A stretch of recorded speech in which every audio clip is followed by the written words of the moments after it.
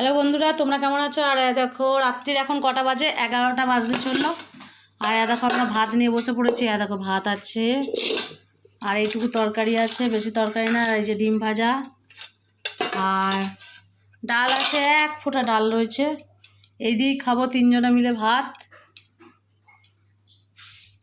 এই রে, থালা নিয়ে এসছিস? থালা। আর আমার ছোটো মেয়ে কী দিয়ে ভাত খাবে দেখো। আমার ছোটো মেয়ে ভাত খাবে শুধু ডিম ভাজা দিয়ে। এইটুকু ভাত খাইও, ব্যাস, এর থেকেও কম, বেশি ভাত খায় না।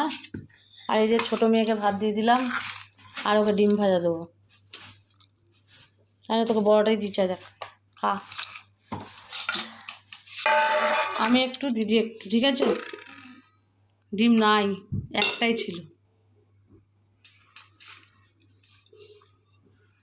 এই এবার আমরা খেতে বসবো। এইটুকু আমার ভাত, আর আমার বড় মেয়েকে ভাত দিচ্ছি দেখো।